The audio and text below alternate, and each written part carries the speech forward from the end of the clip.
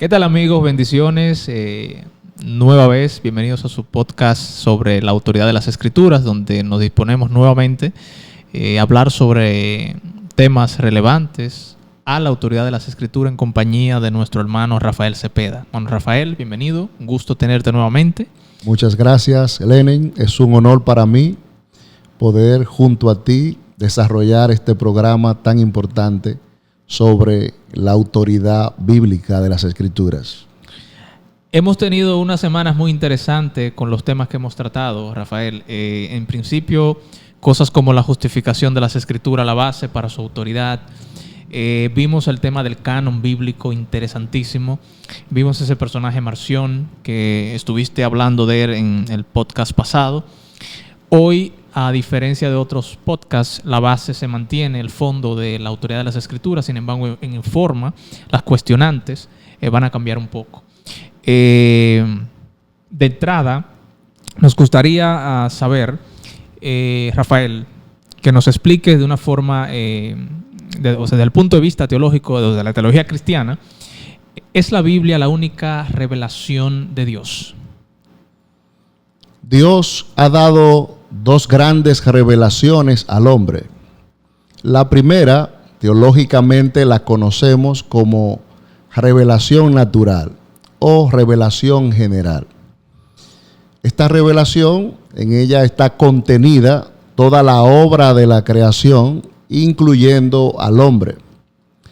Pero es interesante que el apóstol Pablo, en Romanos 1, versículo 19 en adelante, nos presenta o nos hace una síntesis, nos habla de la revelación natural que Dios ha dado al hombre. Y allí Pablo nos dice: lo que de Dios se puede conocer, ellos lo conocen muy bien, porque Él mismo se lo ha mostrado. Pues lo invisible de Dios se puede llegar a conocer si se reflexiona en lo que Él ha hecho.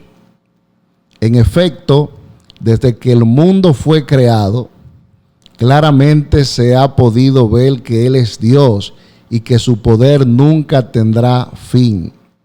Por eso, los malvados no tienen disculpa, pues aunque han conocido a Dios, no lo han honrado como a Dios, ni le han dado gracias.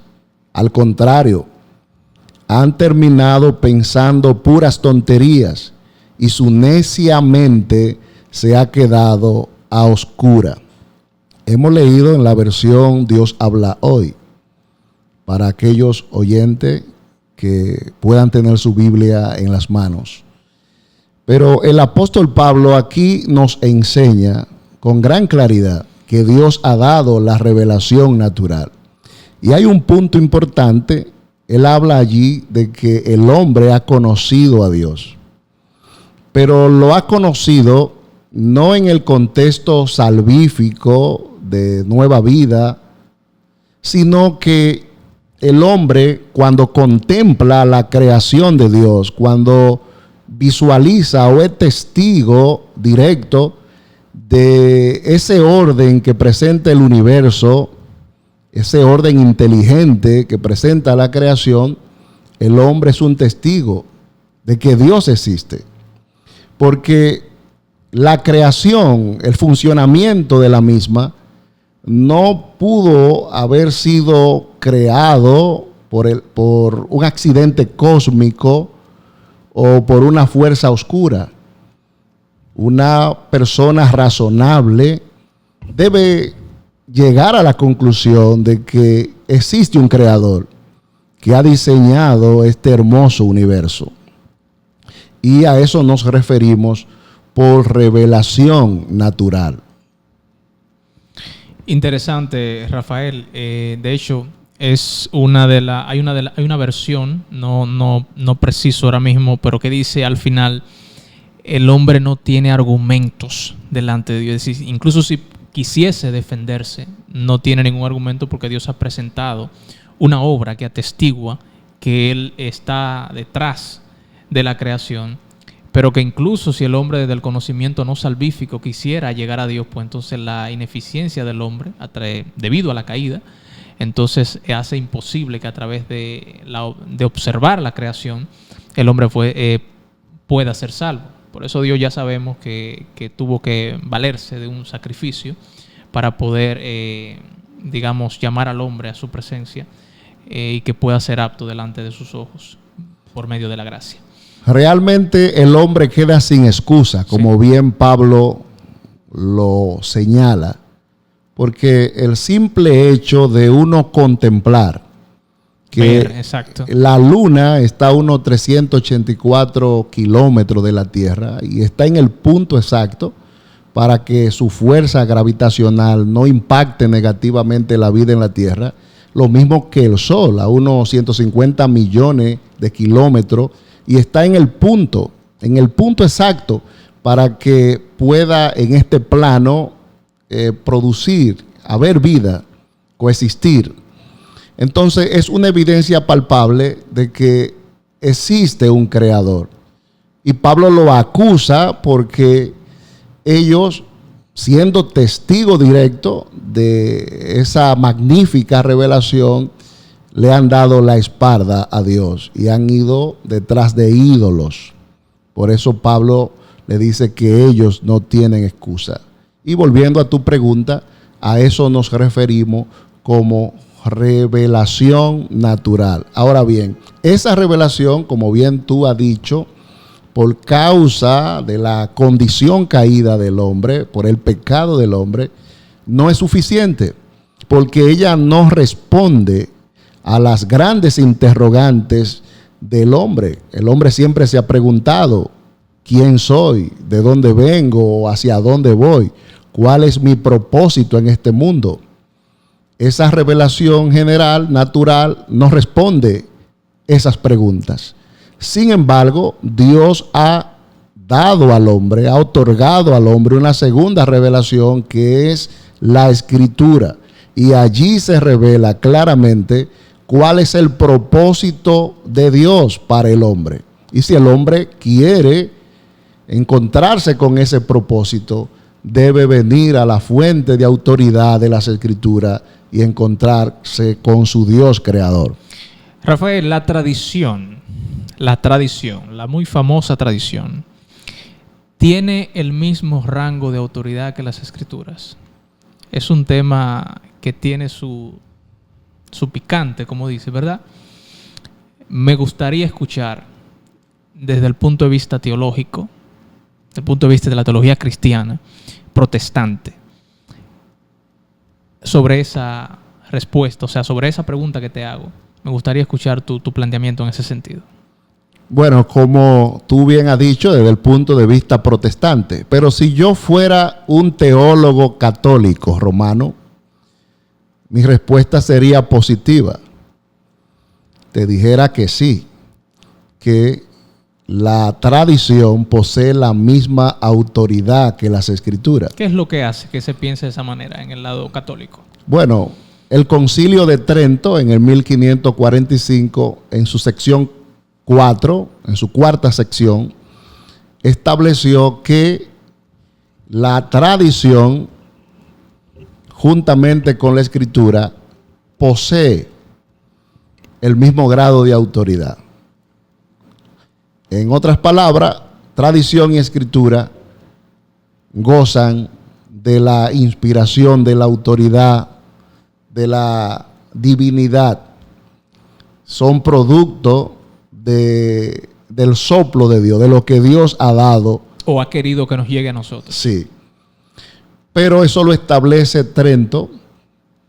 Sin embargo, el ala protestante, nosotros pensamos que no, que solamente la Escritura en materia de fe y conducta es la única fuente de autoridad. De ahí la proclamación de sola Escritura en su momento. Correcto. Entonces, entendemos por tradición, desde el punto de vista católico, todo lo que se ha practicado, se ha dicho, todo lo que ha llegado hasta nosotros por la vía oral, eso es tradición desde el punto de vista de Roma. todo lo que los obispos, los cardenales, los concilios, los papas han enseñado, han establecido. Eso es la tradición. Pero muchas veces lo que se ha enseñado, lo que se ha practicado, lo que se ha establecido como tradición, atenta contra la autoridad de las Escrituras. Es decir, que la tradición en sí misma no es mala del todo, siempre y cuando se corresponda con la Escritura, porque, por ejemplo, nosotros los protestantes tenemos tradición. Sin embargo, esas tradiciones, digamos, afirman más, en un sentido, la autoridad ya habida de las Escrituras, no que se oponen o que socavan esa autoridad de las Escrituras. Correcto. La tradición es bienvenida siempre y cuando esté subordinada a las Escrituras. Nosotros entendemos que la tradición es importante, tiene su valor histórico, pedagógico, sin embargo, no es fuente de autoridad para conducir nuestra conducta o nuestra vida de fe. Aunque Roma enseña que el magisterio, compuesto por el Papa y los cardenales subordinados al Papa, son el único órgano, o sea, el magisterio, los maestros de la Iglesia, el único órgano capaz de interpretar tanto las Escrituras como la tradición. Nosotros entendemos que los maestros tenemos esa autoridad de parte de Dios cuando estamos sometidos a las Escrituras. Que es parecido a cuando la Biblia habla de que Dios constituyó maestro. Constituir maestro no necesariamente significa ponerse a la par con las Escrituras. Al contrario, según entiendo que tú lo mencionas, es subordinarse a las Escrituras. Es lo que me hace tener autoridad para poder enseñar. No al contrario. Es así, porque la Biblia es infalible. Ahora bien, el maestro en sus enseñanzas es falible. Y el maestro tendrá autoridad cuando beba con fidelidad de la fuente de las Escrituras. En el momento que el maestro se aleja, se divorcia, no rinde su fidelidad a la Escritura, desde ese momento empieza a perder autoridad.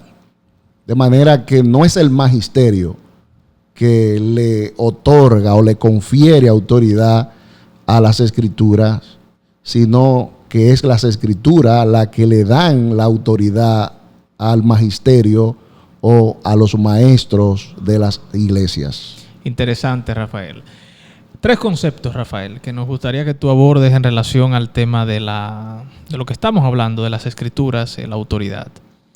Infalibilidad, inerrancia y suficiencia de las Escrituras. ¿A qué nos referimos o qué deberíamos entender los cristianos cuando hablamos de estos 3 conceptos? Entendemos que las Escrituras son infalibles, no fallan, no te conducen al engaño, y que ella también es inerrante, no contiene error. Ahora bien, estos términos, infalible, inerrante, nosotros los utilizamos refiriéndonos, teniendo en nuestras mentes, la autógrafa original. La autógrafa original es el documento escrito por el puño y letra del profeta o el maestro o alguien avalado por un profeta o un maestro. A eso nos referimos por la autógrafa original, pero ese documento no existe. Lo que existen son miles y miles de copias, mejor dicho. Sin embargo, Dios ha preservado su palabra y ha utilizado a hombres que han dedicado su vida a este arduo trabajo. Y existe una ciencia llamada crítica textual o baja crítica. Esos hombres, esos biblistas, críticos textuales, han hecho un trabajo minucioso, serio, al punto tal que han construido la autógrafa original en más de un 96%. Y las variantes, unas 10 variantes que puedan quedar sin ser resueltas, no impactan no alteran, de manera que podemos estar confiados de que cuando estamos frente a las Escrituras, cuando en casa abrimos la Biblia, estamos frente a la revelación de Dios. Eso podemos estar confiados en ello. Suficiencia. Segunda de Corintios 3:16. Toda escritura es inspirada por Dios y útil para enseñar, para redarguir, para corregir, para instruir en justicia, a fin de que el hombre de Dios sea perfecto, enteramente preparado para toda buena obra. Sí, la suficiencia de las Escrituras es una doctrina cardinal de nuestra fe. Entendemos que la Biblia es suficiente en cuanto a nuestra conducta, nuestra fe. Nosotros estamos completos. No hace falta nada. No hace falta que venga un magisterio a interpretarnos la Biblia a su manera. No hace falta la tradición. No hace falta la psicología o la psiquiatría. Son ciencias que tienen su valor. Sí. Sin embargo, la Biblia tiene la máxima autoridad, la última autoridad. Es la autoridad suprema en materia de fe y conducta para nosotros los creyentes. Cuando hablamos de la suficiencia de las Escrituras, entendemos que en cuanto a nuestra salvación y nuestra vida en esta tierra, en ella podemos conseguir todo lo necesario. No necesitamos una nueva revelación. No necesitamos que alguien diga, me soñé esto, Dios me mostró aquello. La Biblia es suficiente. ¿Queremos oír la voz de Dios todos los días? Bueno, todos los días hay que leer la Biblia, porque ella es la mente de Dios para el creyente. El soplo de Dios, como en su momento nosotros definíamos en otro de los episodios que tuvimos la oportunidad de tener por aquí. Este tema es muy amplio, Rafael, y nosotros confiamos en el Señor en que podamos edificar en todos los segmentos que nos quedan más adelante, los podcasts. Sin embargo, hemos llegado al final. Agradecemos, ¿verdad?, tu presencia por aquí, cómo has podido sintetizar, a pesar de que son temas muy complejos y amplios. Esperamos que los hermanos y las personas que nos están viendo, sean o no creyentes, hayan sido edificados. Será en otra ocasión que podremos vernos en un podcast sobre autoridad de las Escrituras. Juan Rafael, un gusto nuevamente haberte tenido por aquí. Un placer, hermano Led. En Evan Radio creemos en el poder del Evangelio para cambiar vidas. Nuestro compromiso es ofrecerte contenido de calidad que te inspire a vivir una vida plena y significativa, arraigada en la fe y el conocimiento bíblico por todas las plataformas digitales. Evan Radio, contenido que transforma vidas.